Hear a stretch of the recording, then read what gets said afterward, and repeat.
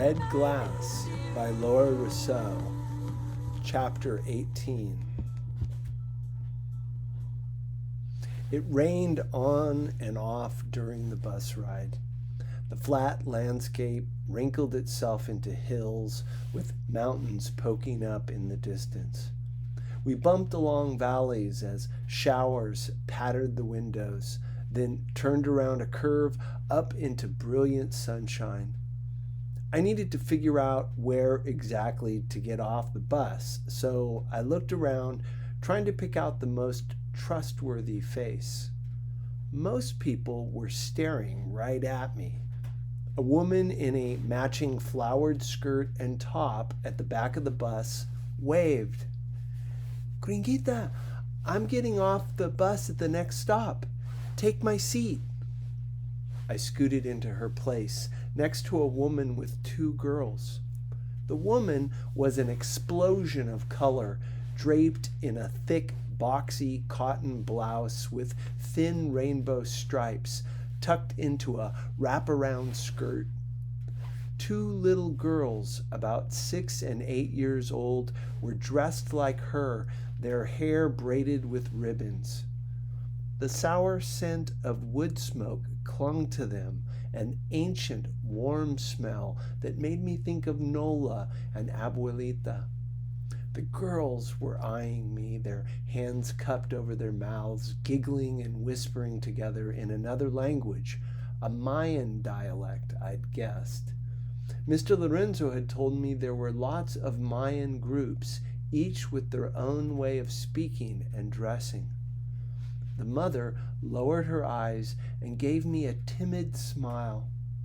Here was someone even shyer than me, someone I could trust. I gushed to her about how cute the girls were and asked where they were going. The mother spoke softly in accented Spanish, short, choppy syllables. She said they were headed home to San Juan. "That's where I'm going too." She looked at me with surprise and seemed about to say something, but then closed her mouth.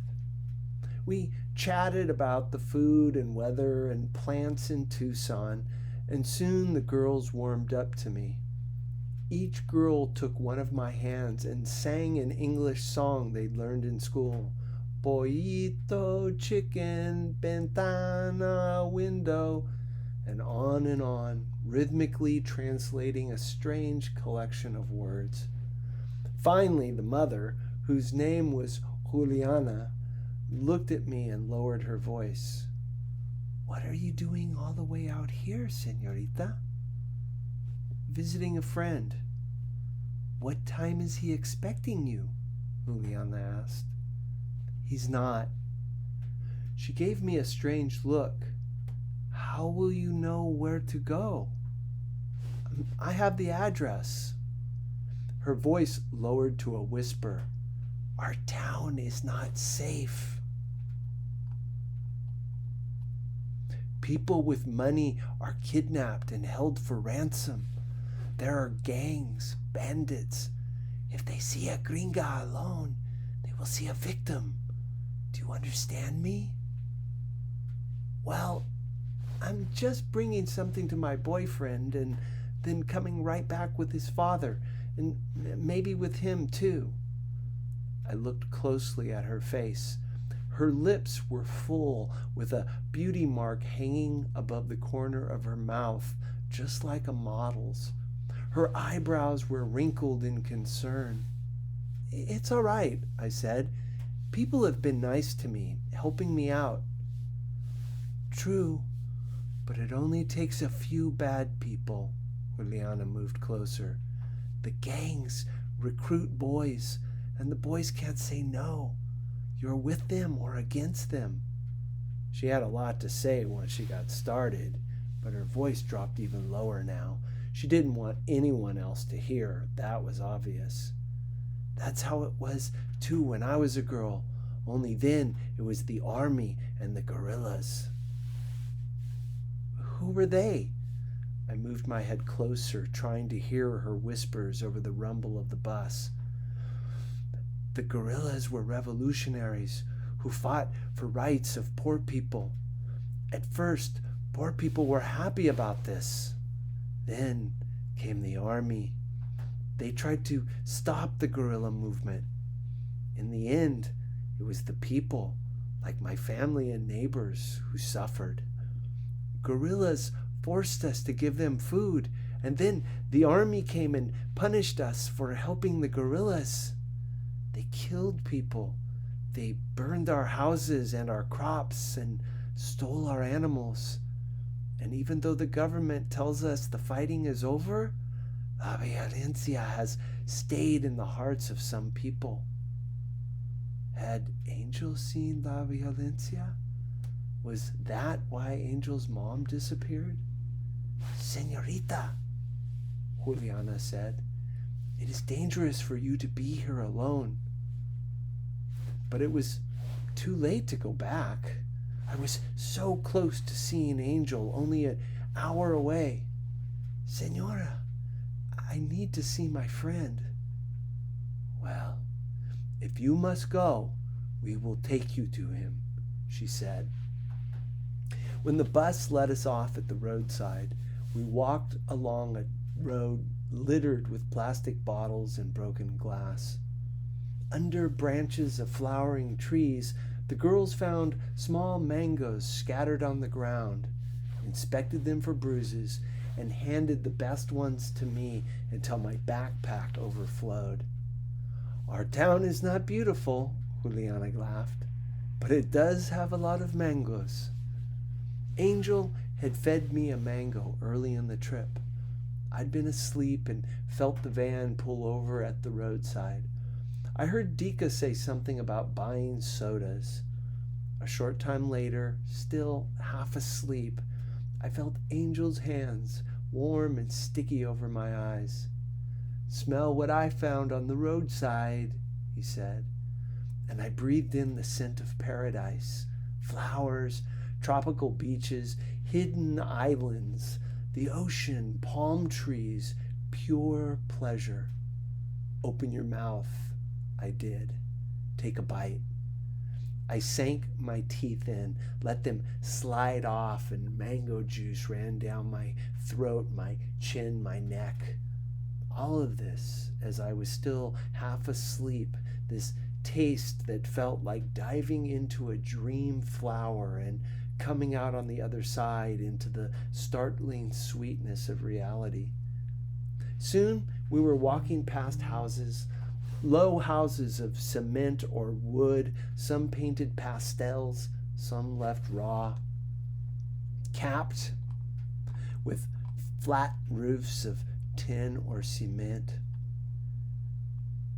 People walked along the street in small groups, most in regular clothes like mine, only more worn.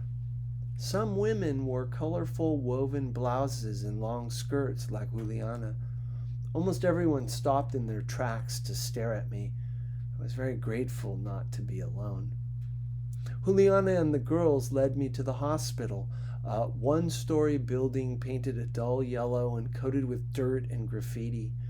It was small for a hospital, more like a health clinic, about a quarter the size of my high school.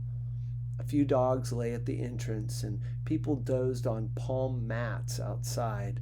Women with shawls on their heads, girls with disheveled braids.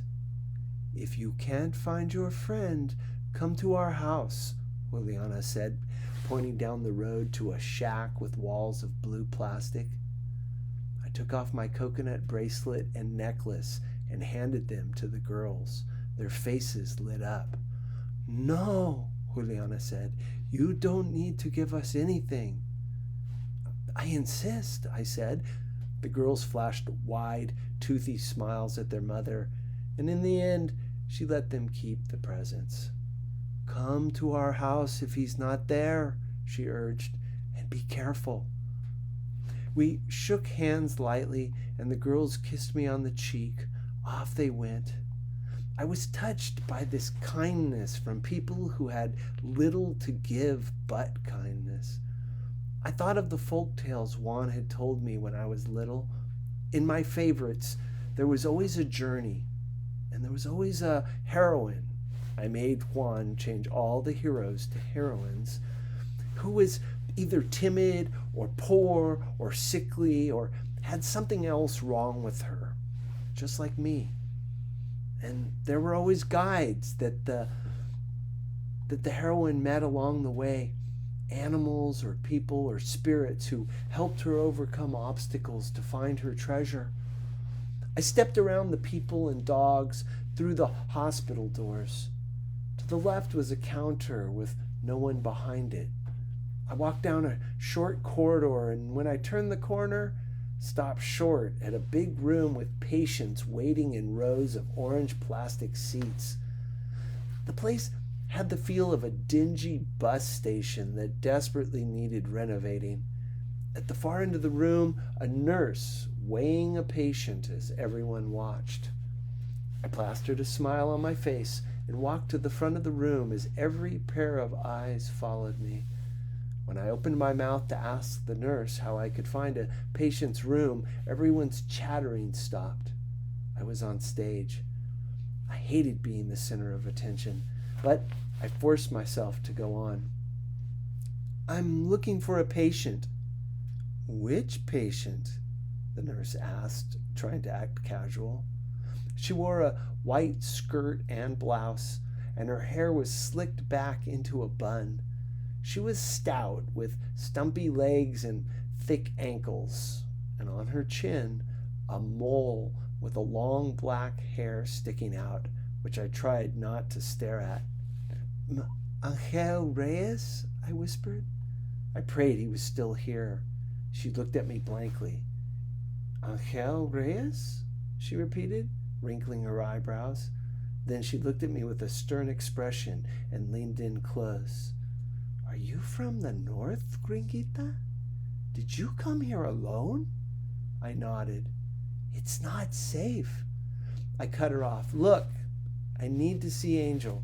A guy my age, he got beat up and..."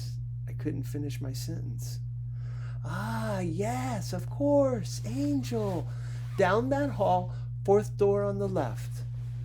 I walked to the back of the room and felt heads turning to follow me, the murmur of whispers and speculations. I headed down a narrow corridor, dark except for shafts of light that poured from the half-open doors. My sandals' rubber soles squeaked on the tile floor. Nervous sweat trickled from my armpits to my waist.